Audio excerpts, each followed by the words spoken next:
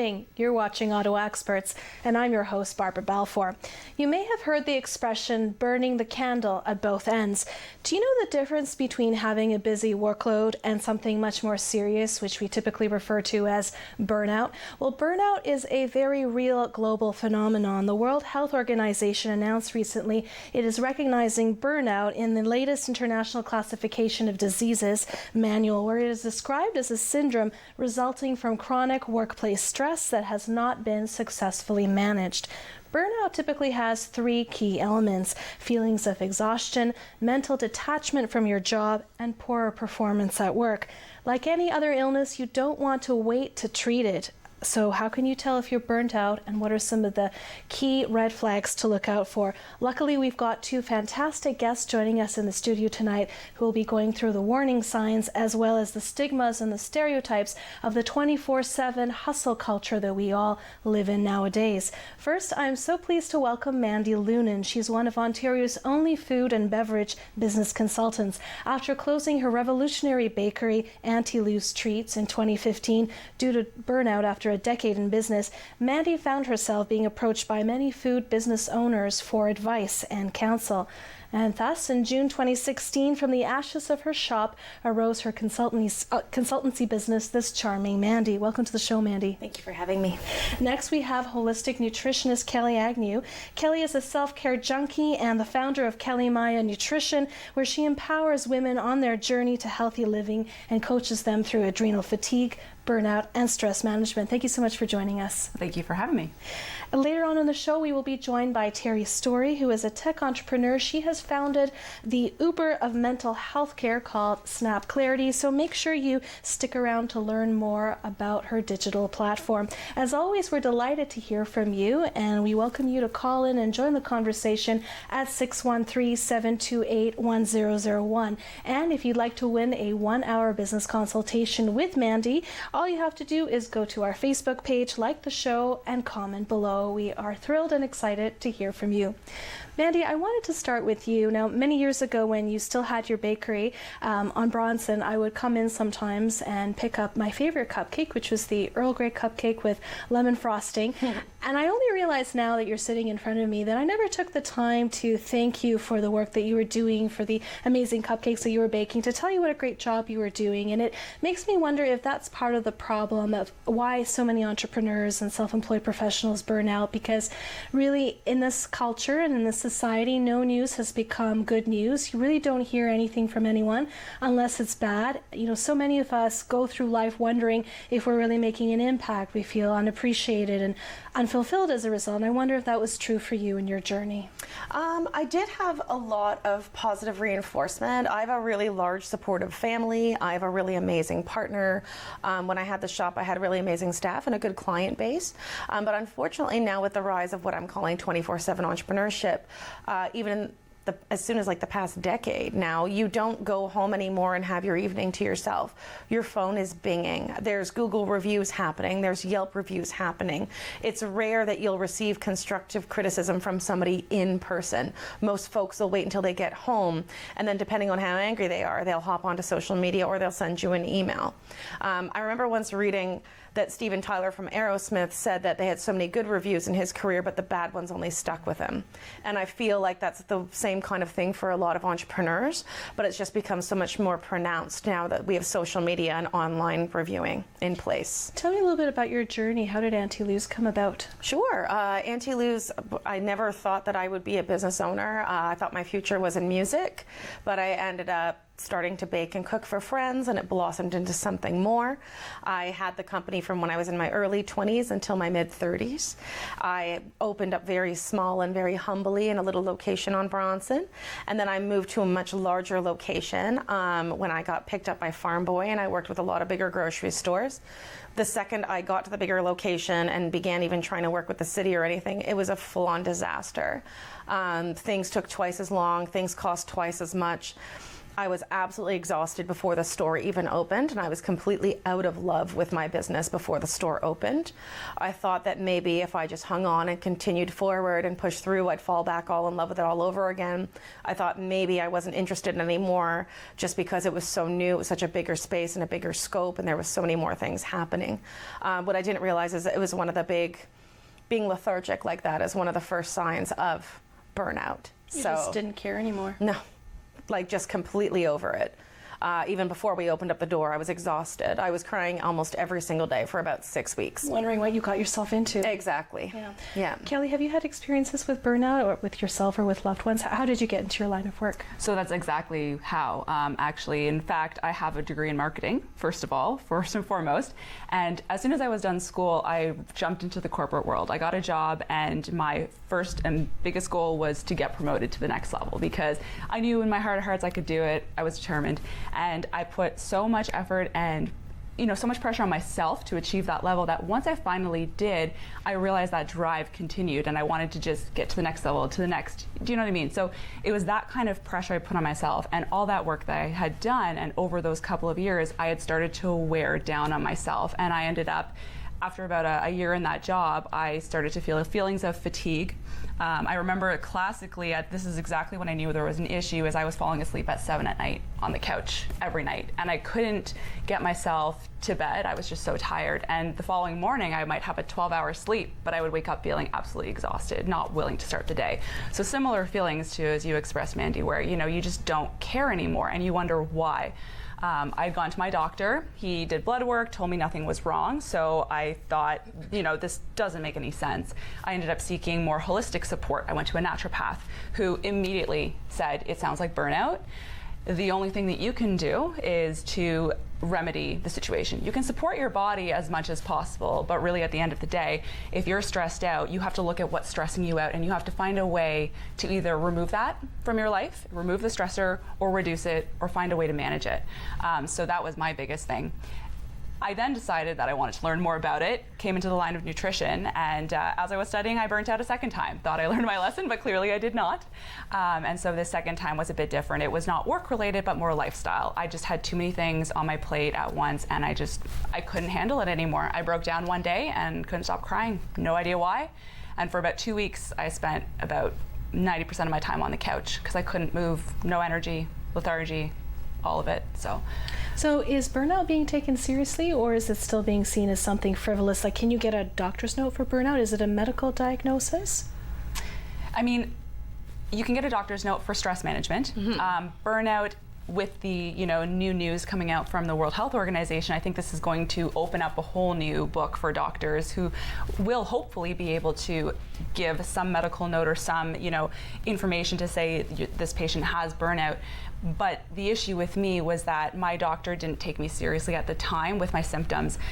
Still, a lot of this work is done based on blood work and lab tests that will diagnose or specify something. And oftentimes burnout it ends up sometimes affecting you mentally. And so a doctor will sometimes say, well, it sounds like you have anxiety or maybe depression. You should seek the help of a psychologist. But when really that anxiety and depression is actually triggered by this fatigue and this burnout. So it's still a very murky area, and a lot of people don't really understand it still. And I imagine in the rush to sort of medicalize stress that you might end up on medications that you don't need to be on, for example. Yeah, like I've had anxiety and depression since I was a child. So as soon as I went to the doctor and just saying, like the symptoms are so much worse right now, I'm having all these scary thoughts, and I can't get out of bed in the morning, and I can't walk into a crowd. And my doctor was like, okay, well, try this. So that didn't work. Okay, we'll try this. Well, here, how about these little sedative pills? Oh, here, how about we double up on your therapy?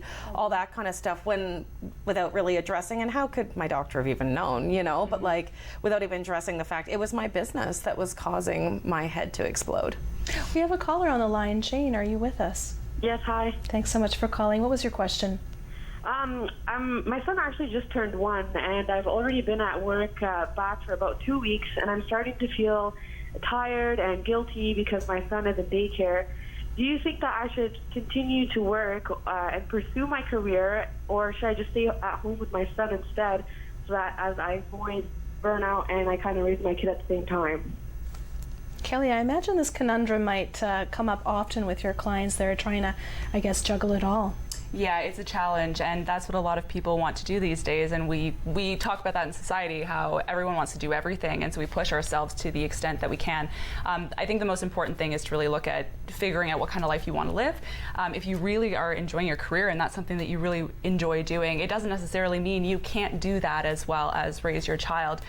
It's just you have to find a way to balance it all. And so that sometimes we'll end up looking at how do you manage your stress in the moment, what kind of stresses is your career imposing on your well-being, and how can you work to manage those and support your body as best as possible. It doesn't necessarily mean completely leaving your career if that's something that you love and you enjoy doing and that you want to do for the rest of your life. Mandi, are some of your clients parents? Oh yes, I have many clients that are parents, and I don't know how they do it. I really don't, because entrepreneurship in itself is like an 80-hour-a-week job. But I do know as well, there's definitely a lot more guilt and a lot more stigma with women, right? Because we're all groomed to, she's going to have it all. You have to have it all. You have to have the job, the baby, the husband, the house, everything, right? So you have that additional pressure on top of you as well. And be sweet to yourself. You're raising a child right now. That's huge. And yes. That's a full-time job in itself. Find a way to balance your work and your life so that you can feel good. And most women who look like they have it all really don't. They're holding it together by, the tiny piece of tape, and it'll all come unraveled. I have worked with so many people. I know so many people who just say, it's all a facade. Like it's you the Instagram effect. Exactly. Oh. Absolutely. Yeah. Thank you so much for calling in, Jane. Maybe if we have a minute till we go to break, maybe we can pull up some of the photos that you sent us earlier, Mandi. Sort of a before and after when you were suffering from burnout and now. So this is when you're suffering from burnout. You look totally fine and happy. That was a month before I closed. Yeah. A month. I remember that photo. Yeah. So when you talk about the Instagram effect, that is a perfect example right there. And everything's fine. And then there's a photo of you today. Yeah.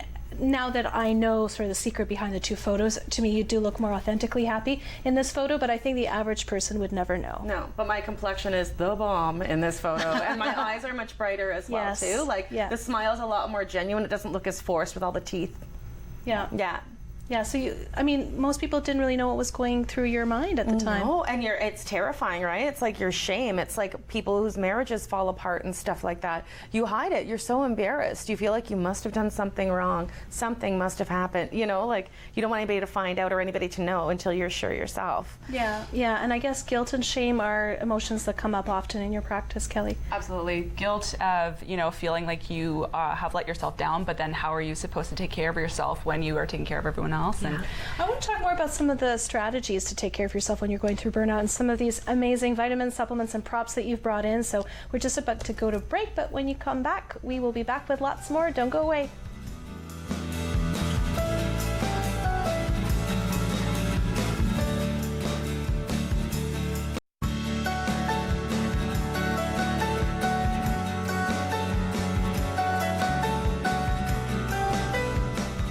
Hi, welcome back to Ottawa Experts. I'm your host, Barbara Balfour. We're talking about burnout when you're self-employed, how to recover from it, and how to prevent it from happening to you. We're joined in the studio tonight by special guests Mandi Lunan and Kelli Agnew. Now, before we went to break, we were talking a little bit about some of the false perceptions that people have out there of women and men who seem to have it all and seem to have everything under control. And it seems to be kind of a manifestation of our society. We see a lot of young people saying, well, I don't want to do the 9 to 5. I'm going to go out and strike out on my own. And, they're really encouraged to do so. But we don't necessarily see the harsh reality of how tough it is to be an entrepreneur and what's at stake. I think there's also the stereotype that it's almost fashionable to be too busy, and it becomes glorified. What are your thoughts on that? Well, as I say to my clients all the time, self-care isn't a luxury item. It should be part of your operational business strategy. I think that in business schools, when they're having people write their business plans, you should have exactly lined out how many days a week you're going to work, who's going to work on your social media for you, because you can't do it all. Don't try. You know what I mean? Who's going to run your website for you? All those kind of things, as well as planning out your own downtime and setting your own boundaries right out of the gate, because people feel so guilty about not replying to every single little comment the second that it happens.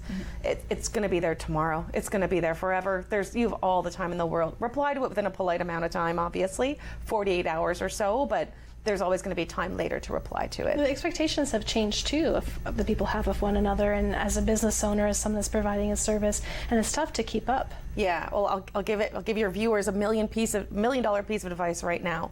If you have a Facebook business page, there is an auto reply for your inbox. So if you want to go to this charming Mandi right now and send me an inbox, you'll see it'll bounce back. It'll say, hey, can't look at this inbox all the time because I'm out living life and doing other cool stuff. Here's my website address. Here's my phone number. Here's my email address. I'll get back to you as soon as I can.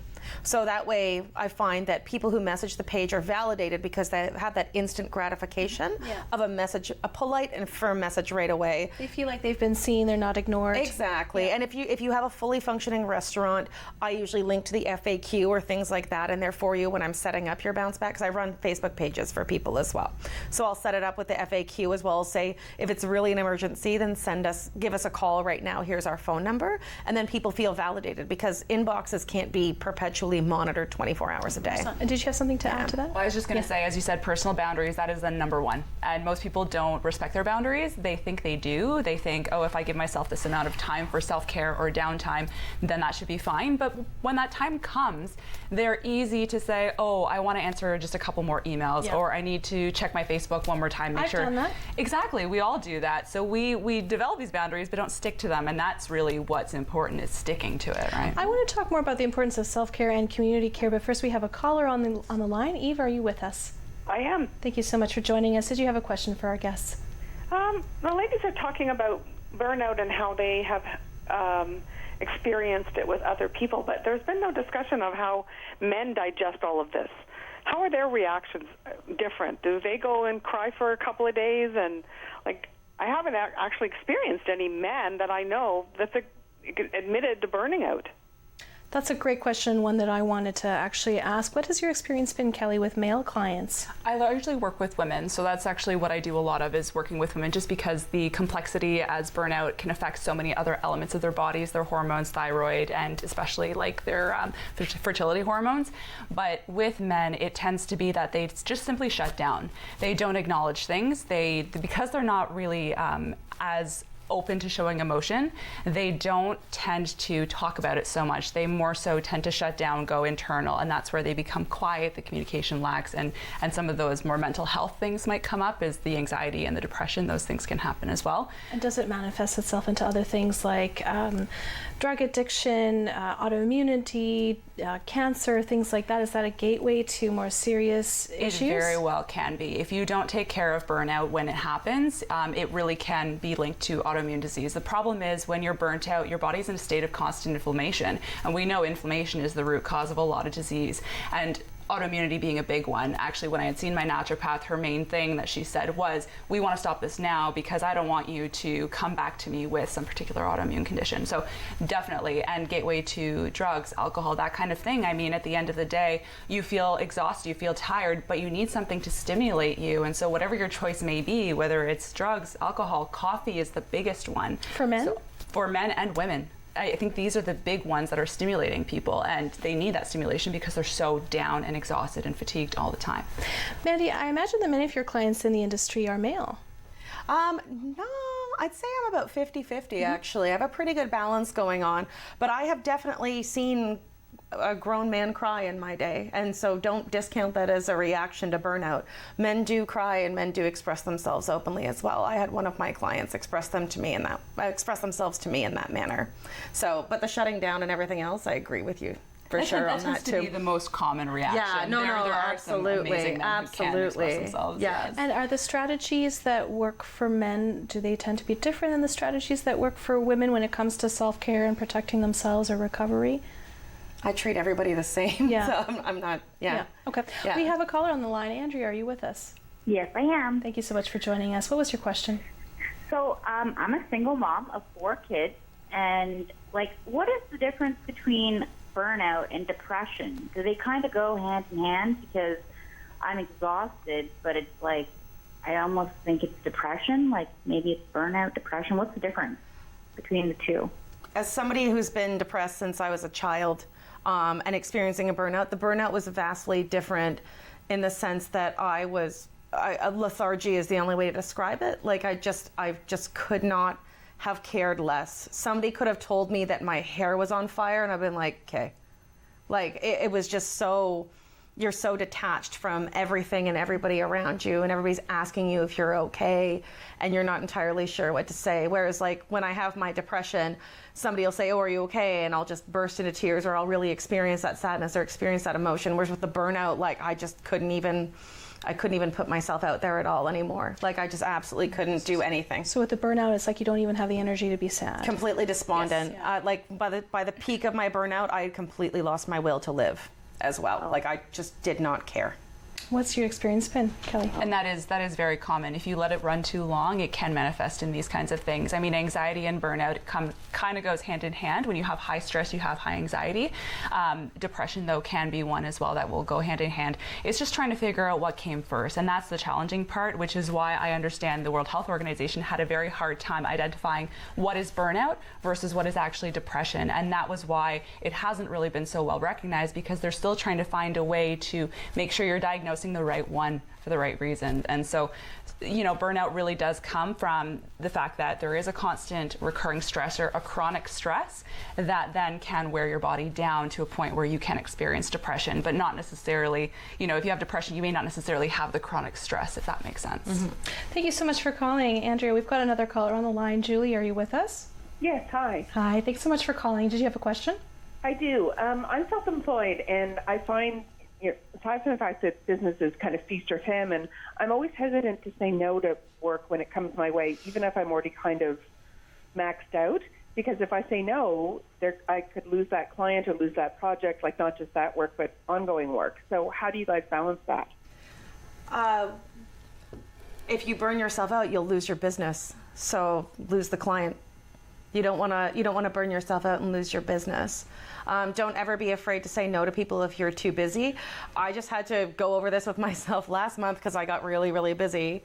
And somebody approached me about another job, and I was like, oh, I really want this, and I really want to help them out. And I don't want to lose them as a client, but I knew that they wouldn't be able to experience the best possible quality of my work and the best possible use of my time because I'd be so swamped with these other projects. So I declined. So not only was that a self-care strategy of me, recognizing my limits, I also protected my brand integrity because I wouldn't have done a nice job for this client, I feel, if I had taken them on because I had so much on my plate at the time. Anything to add to that, Kelly? I would say she nailed it. That's exactly what I was going to say. It's protecting yourself as best as you can, and then making sure you're delivering the best possible work. Thank you so much for calling in, Julie. So let's go through what actually happens in your body when you're suffering through burnout, because we know it doesn't happen overnight, and we know there are different chemical processes that go on. We know it has something to do with the adrenal glands, which are really important, but I'm shocked that most people don't even know what those are. So maybe let's talk a little bit about that. And I'll try to make this as clear and easy to understand as possible. But basically, when your body is stressed out, your adrenal glands, they sit on top of your kidneys. They actually secrete a hormone called cortisol. Cortisol is your hormone that helps you manage stress. So if you've been through something stressful, your body will release this cortisol to help get you back into balance. But what happens is if you go through chronic stress, so you're experiencing stress continuously for a long period of time, that period of time can vary between people. Some people, it can, before they hit a point of burnout, it could be years. Others, it could be months. But basically what happens is if you have this chronic stress for a long term, your body is going to secrete higher and higher and higher levels of cortisol. So you're going to be running on this high cortisol, which kind of causes you to feel this like wired sort of feeling. Wired but tired? Exactly. And you kind of feel like you're buzzing all the time with energy. It's like you're kind of always caffeinated.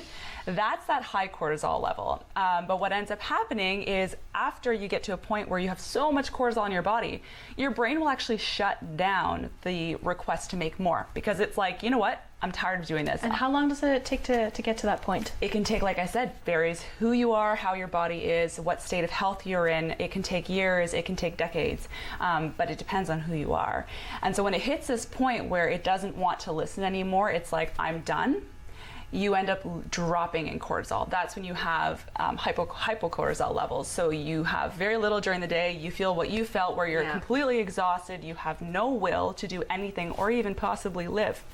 And when you sit in that zone, that's called burnout. But all those other feelings and those symptoms that you get pre-burnout are still stages of it. They're just what happens before you crash. So if you can identify some of those symptoms that you're experiencing before you get to that complete burnout stage, you can give your body what it needs to rest, to scale back, to create those boundaries for yourself so that you don't ever hit that deep part of burnout. But that's where most people end up falling, and then they realize they have no energy to do anything, and now they need help. Yeah. So that's the challenge. So it can take decades to get to that point. Does it also vary from person to person how long it takes them to recover? Absolutely. So in my research and from what I understand is it can take people up to 2 years to recover from burnout.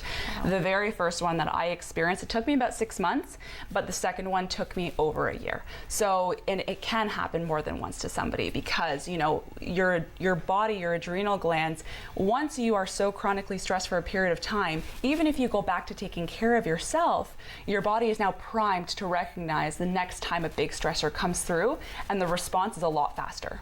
And so once you realize that you've got a lot more stress going on, then your body starts to make all those cascade of reactions happen a lot quicker than normal. I want to hear more about how you can recover from burnout when we come back from the break. When we come back, we'll be joined by CEO and founder of Snap Clarity. That's the Uber for mental health. Join us with Terry's story after the break.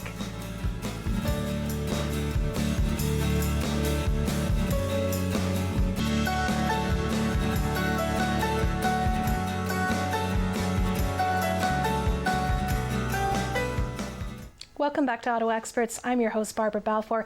Tonight we're talking about burnout and how to protect yourself from it if you're self-employed. Joining us on the phone now is our third guest, Terry Story. She is a leader and visionary in the field of mental health, and she's also a tech entrepreneur who has founded an exciting digital platform that's kind of like an Uber for therapy. It's called Snap Clarity. Welcome to the show, Terry. Hi, Barbara, and thank you for having me. Thank you so much for joining us. Terry, tell us a little bit about your journey in the field of mental health and what brought you to create this app. What made you realize that there was a need for this kind of service? Well, I've been in this space, in the mental health space, for 22 years almost, and I've been an entrepreneur in mental health, and I was very passionate about helping people get better. And when I started my first business, which was helping youth, I worked with very complex trauma. And then we moved on from that and opening a clinic, a wellness clinic that had psychiatry and psychologists working together. And we believed that we needed to get it right at the beginning. So we were very passionate about creating the roadmap for people, doing an incredible triage. And we were able to do that so well in our bricks and mortar that we were like, we want to now create a digital platform and offer that same type of service on a mobile device that people could access at any time, any place, and anywhere. So how does it work? I mean, is it worldwide? Is it Canada-wide? Is it only Ottawa? So we launched last spring. So right now we are in Canada only, but we will be moving to the U.S. fairly quickly. But it works like this. Like a user would sign up, they would take a mental health checkup, and we screen for like 16 common mental health symptomologies. And then the user then can have a 15-minute consult with our nurse who provides like a triage and, you know, talks about some treatment pathways, and then you can access a therapy, you know, by text, video, and then we do some CBT stuff, you know, to keep you engaged throughout the week. Is it immediate? It's immediate, yes. So 24/7? 24, well, so we're not a crisis, you know, that when you go on the digital, it's not crisis, but you can have, the minute that you do your assessment, you do get a reach out by the nurse, and then you can plan a time to actually have a video call with the nurse or a text. And you can immediately, you're placed in a room with your therapist and you can start texting. And so generally, how long might it take from registering on the app and sending in that request for help to actually receiving the help? So when you sign up, it takes 15 to 20 minutes to do your checkup, and then you'd reach out to your nurse and you can have a response back within a few hours, but within for sure 24 hours. And then we have customer support, right? If you need to, like, you know, have something, you can reach out to them as well. How much does it cost? Well, Snap Clarity, we are fundamentally right now working with employers, and we're changing workplace mental health.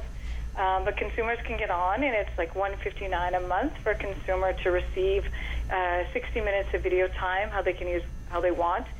They can chat with a nurse for 20 minutes, do their mental health checkup, and they can engage in CBT tools throughout the week. So what kind of feedback are you getting from employers and also people who are undergoing stress in the workplace? What kinds of things are you hearing sort of anecdotally from clients, in terms of some of the issues that pop up? Well, I think, and both Amanda and, Kelli really touched on this. I think that we're seeing a real change in the workplace. We are seeing that the C-suite players are fundamentally thinking different about mental health and actually stress in the workplace and how to bring things in that actually help people get better. And I think that we're seeing this switch of them taking some responsibility, right? So they're looking at different benefits, bringing in some tools, like Snuff Clarity, right, into the workforce, that they have this accessibility to have this, because we know that 80% of people are stressed out at work. We know that 30% are in the red, are very stressed out.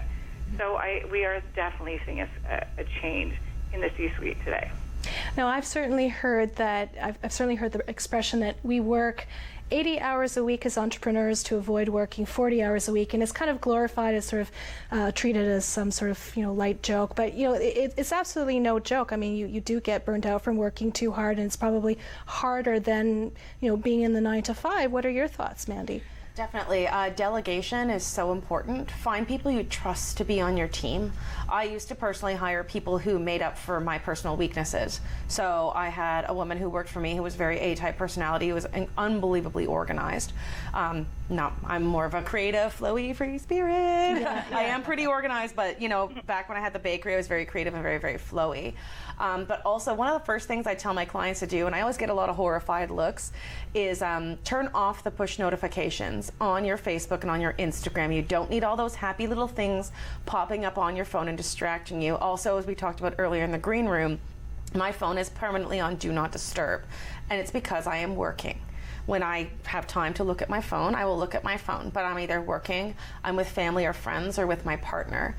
That's my time, and I don't want to be interrupted on my time. So keeping these things off and having these boundaries up, but turning off the push notifications. You don't have to keep your phone off if you have kids and stuff, I get it, that's fine. But at least turn off the push notifications on Facebook and Instagram. The bad review is still gonna be there tomorrow. The person making weird comments on your page is still gonna be there tomorrow. Yeah. I remember in one instance I had a visit meeting one of my friend's new babies, completely trashed because my phone beeped, and sure enough, somebody had left me some terrible review. And it ruined the whole experience. It tainted the whole experience for me.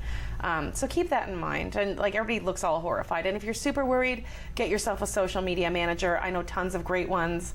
I do some myself as well. I can train you how to do your own with boundaries. So now the common trend that I've heard from both of you on the show, and this is probably holding true for you, Terry, is all three of you are very high achievers, and I've heard the term A-type personality pop up quite a bit as well. Kelli, do you see a lot of that type of personality in your practice? Are sort of the high achieving perfectionists more vulnerable to stress and burnout? Absolutely. And what I talk to my clients about a lot is not just nutrition, supplementation, lifestyle, but it's mindset. I talk to mindset all the time, because as much as you change all these great things to support your body, if you still believe that you need to be perfect at everything, if you still put the pressure on yourself that you need to be able to do everything, all of those thought patterns that we have always had since we were however young, they are also stressors, and we're putting our body into constant stress when we're expecting that of ourselves, and we know it's not realistic. So it's trying to check your mindset as much as it is trying to support your body and set up those boundaries, is making sure that your thoughts aren't contributing to the problem any further. And absolutely, type A personalities, perfectionists, high achievers, those are the number one people who are susceptible to burnout. Terry, as a tech entrepreneur, I'd love to hear more from you as to some of the strategies you employ to avoid burning out in your line of work. It's a very good one. I think as an entrepreneur, and especially in the tech space, I find there's some added pressure just because you're raising funds and you have to raise a lot of funds. I find that I've had to really take some steps back and really find some life balance. And I don't always talk about, I always say there's always not a lot of balance, but I really do. I think some of the points that have been brought up are ones that I use. Right? I put up really clear boundaries. I probably say no to 90% of things.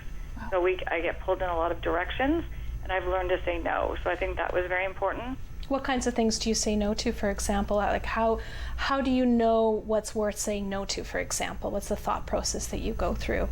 Well, I have a really good team around me that really helps me do that too, is because when you're asked to do many, many things, I think we look at it as how is this going to impact the business Is this something that I need to do?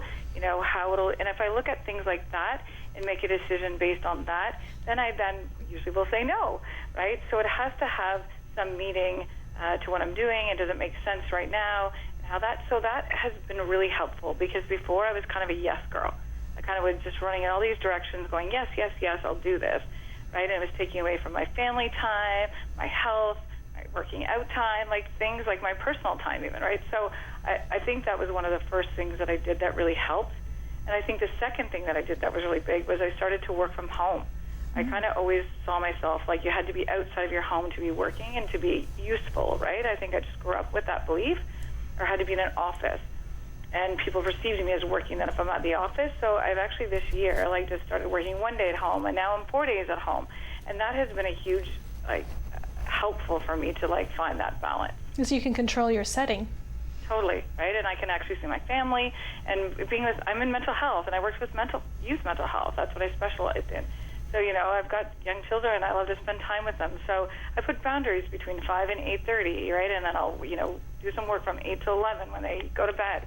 So I really try to put some definitely clear boundaries around that, because I was getting to that point where I just wasn't having a lot of balance in my life, for sure. Now, Terry, as someone who's a parent, what are some of the parallels between owning and building a business and having small children?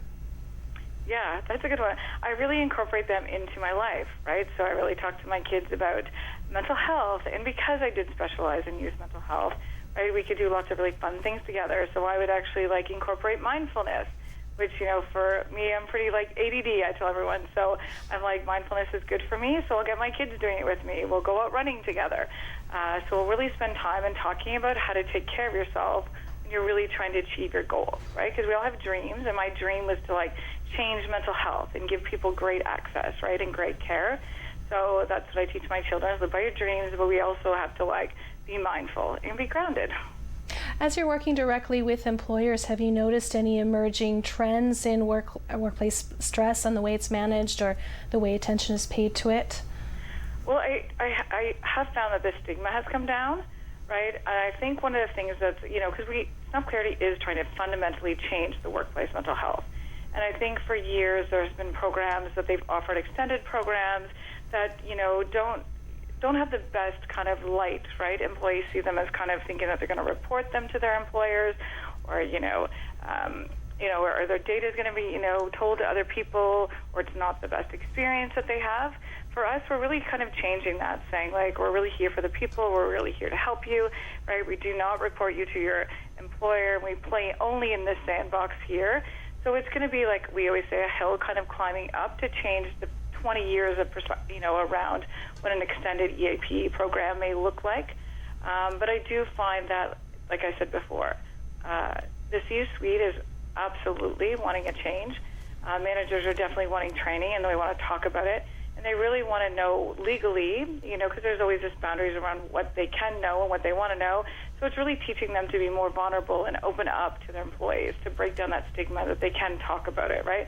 But what I think is really interesting is that when you're an entrepreneur, you are the C-suite, and I think we're all guilty of taking care of people around us, but not taking care as well of ourselves as we should. I agree with you wholeheartedly, right? I think that is and hence that's my kind of, one of my visions around mental health, right, is I want to live in a world where it matters, and it matters to you, right, in taking care of yourself. And I always say to people that it's we spend $15,000 to put our child in hockey or ballet or dance, is that we have to keep our mind well, right? And that's a priority. And I really teach my kids that is we have to save, right? If you need to seek out therapy, or you need to get help or coaching, right? That we have these funds available, that I'm not relying on some system, right? That we have. We're just at the end of our time together. I want to thank you so much for joining us tonight, Terry. Thank you. Have a great evening. When we come back after the break, we'll be talking more with Mandi Lunan and Kelli Agnew about some proactive strategies you can take to help recover from burnout. We'll be right back after the break.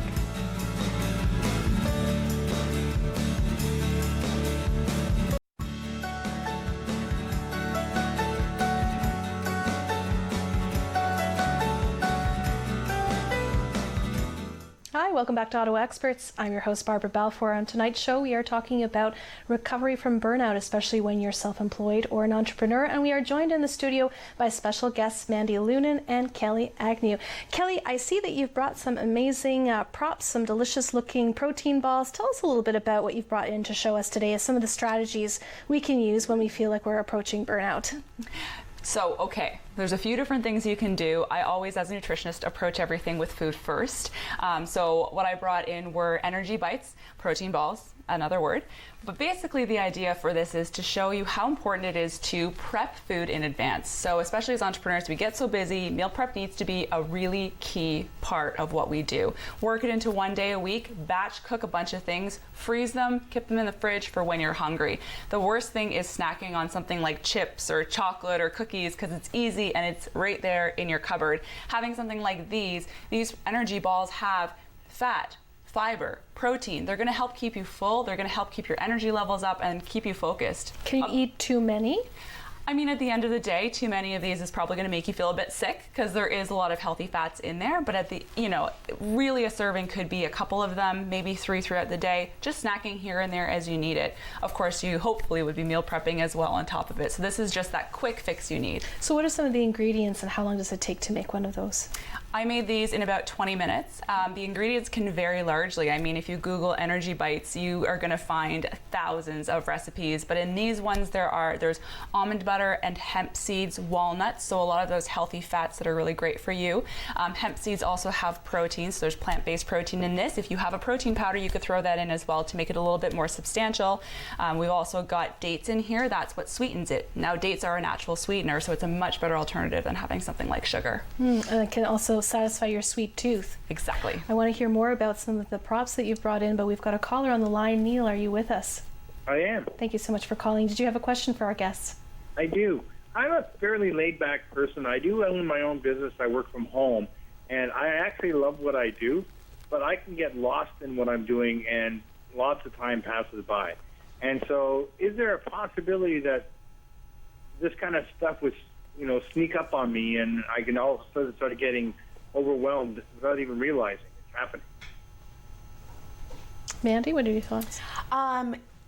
So when you say getting lost, do you mean like you get sucked into something on Facebook or you get distracted from another project that you're working on? Yeah, project. Yeah. Okay, perfect. I'm the world's most scatterbrained chick. I get distracted by all the shiny things in life, and I've found that scheduling myself, and it sounds really silly, but like I have my Google Calendar open, and I have like 8 a.m. to 9 a.m. I'm doing this, I'm doing this, I'm doing this. And while I'm working on my project, my phone is on Do Not Disturb. My Facebook and all my social media windows are closed, including my email. So that way I have no choice but to hone in on this one project and not get distracted.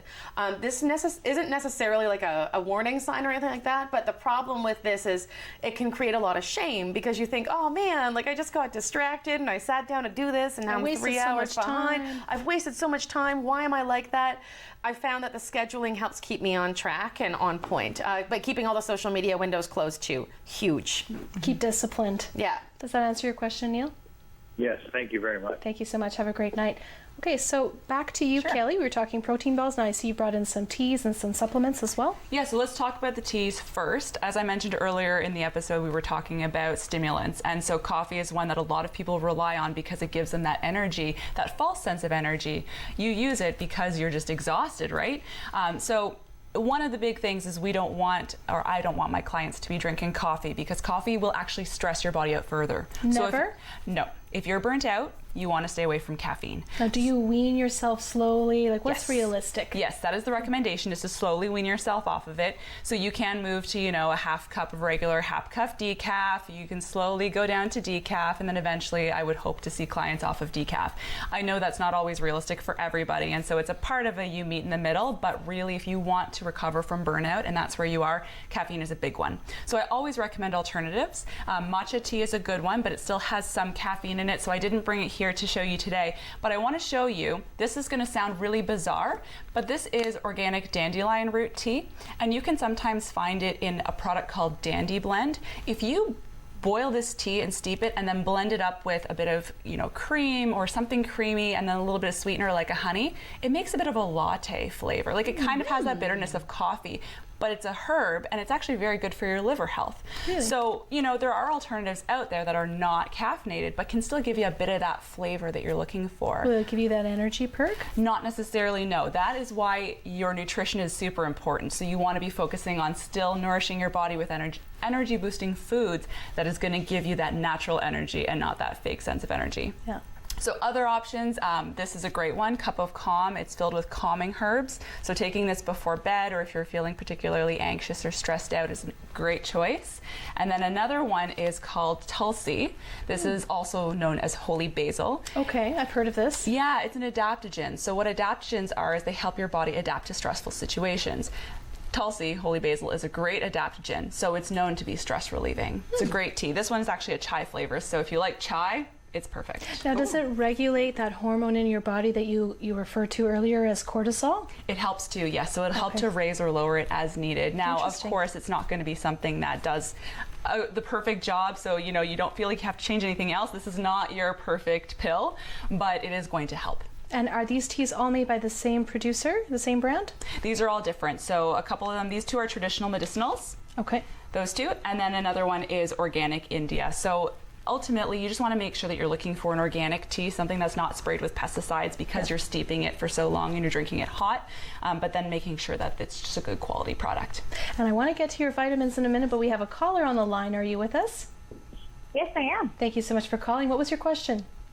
Hi, I was calling just to find out what your thoughts were. I'm an employer, and I was wondering what you would think about.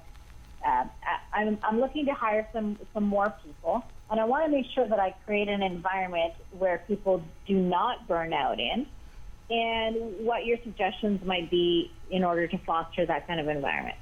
Seems like your area of expertise, Mandi. Yeah, sure. Definitely, if your hours are posted, for example, if you say it's 10 to 6, make sure that when they're leaving at 6, you're supporting this choice and you're not doing a side-eye thing like, oh, you're actually leaving right on time. How nice. I've seen it happen. I've seen it happen a lot of places. Make sure that you're really supportive of that. Make sure, too, that you have a break system and that folks are actually fully taking their breaks. Really good team building exercises and things like that. Having, like, awesome teas in the kitchen, nice little power balls in the kitchen, too, maybe like some fresh fruit in the common areas, and really encouraging folks to talk about, their feelings and their worries if they need to do so without repercussion. We see some of those giants like Google and those other companies there, bringing in organic gourmet chefs and, paying attention to what. Yeah. Ball pit. Put in no, you can't put in. That's not realistic. But honestly, just fostering an environment where you can really show, as part of your company culture, that you are supporting the work-life balance, that you don't want to overwork folks, that you're happy to support people with their families and stuff like that. That's really important. Did that answer your question? I love that. Those are great tips. Thank you. Thank you so much. Have a great night. Okay, so we talked about teas. Kelli, let's talk about some of the supplements that you brought in. Sure. So there are a lot of supplements on the market. I'm sure if you walk into any health food store, it's exactly overwhelming. It is. But I have 3 that I typically recommend for most people. Again, any supplementation, just be sure to talk with your healthcare practitioner because there are contraindications for some of them depending on if you're on medication. But what I like to recommend, number 1, is a magnesium. So the statistics vary, but I've seen up to 80% of people are deficient in magnesium. Now what kind? Because there's different kinds of magnesium. Yes. So magnesium glycinate, which is supposed to be one of the better ones, easier to use, easier to digest, good for calming the body, or magnesium citrate. Both of those are great quality. Different people will react differently to each.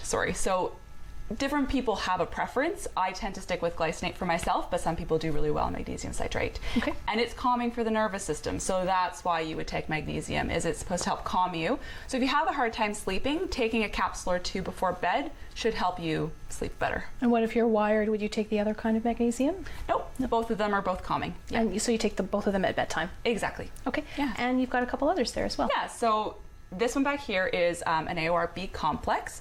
So it's got a variety of B vitamins in it. B vitamins are known for being really instrumental in energy production. They're great for our metabolism, and they're also key for stress management. So getting a good quality B complex vitamin is really essential to making sure you have that little boost of energy that comes naturally from food. Would you take that in the morning? You could take that in the morning, yes. It's stimulating, so most people would want to take it in the morning and not in the evening because you may end up with a little bit of energy. Yeah. The other option is vitamin C, and the reason I recommend this one is, number one, it's an antioxidant, so it's great. It's going to do a great job in your body to help reduce the free radicals, reduce the inflammation, but also vitamin C is a key component of cortisol. We talked about cortisol being your stress hormone.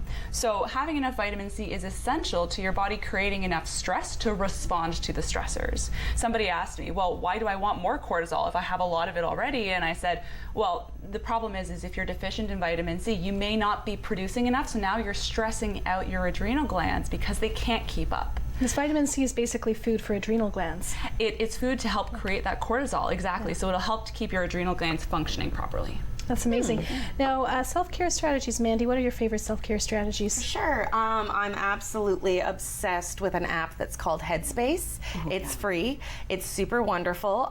So I can't meditate. Like, my brain is so busy and going 1,000 miles an hour. This is a very nice little English voice that talks you through nice little 30-second meditations. But eventually your brain starts becoming trained towards it. So you train yourself to calm yourself down. When I've had my burnout, again, my panic attacks are prolific. The month before I closed my bakery, I was literally sitting up in my sleep and screaming. Like, the panic attacks were that bad. This has really helped me bring my brain back down to normal. Also, just stepping out and checking in with yourself once every hour and a half, something like that. For example, I was at a trade show earlier this year. I still have a big problem with really big crowds. So I was excusing myself every 90 minutes or so. I'd go stand in the foyer, put in my earbuds, listen to classical music or a little opera for about 3 to 5 minutes, and just check in and just say, okay, you're doing good. You talked to that person. This is cool. What's left on your list? Are you still feeling okay to be here? Really taking that time to acknowledge yourself instead of glossing over and I'll do it later. I got news for you. Later, you might not have a business if you keep glossing over, because you're literally recharging your batteries. Pretty much, yeah, exactly. Just stopping. 1 day a week without the phone, if you can swing it. My partner and I have both gotten into the habit of dropping it into a drawer whenever we go out for our dates, which is really cool. And keeping those push notifications off and not being a servant to your social media is so, so, so important. Now, we just have 30 seconds left before the end of our time together. Really quickly, Kelli, where can we find you? Oh, you can find me in a number of places. My website, kellymynutrition.com. I'm on Instagram at Kelli M Nutrition and on Facebook at Kelli My Nutrition. Perfect. And you're active on social media as well, Mandi. I am. I'm thischarmingmandy with an I.com. thischarmingmandy on Instagram, or Mandi Lunan on Twitter. I'm on LinkedIn too, but I've been down in a while. Awesome. Thank you so much, ladies. It's been a real pleasure. Thank you so much for joining us in the studio tonight. We'll see you back in the studio next week.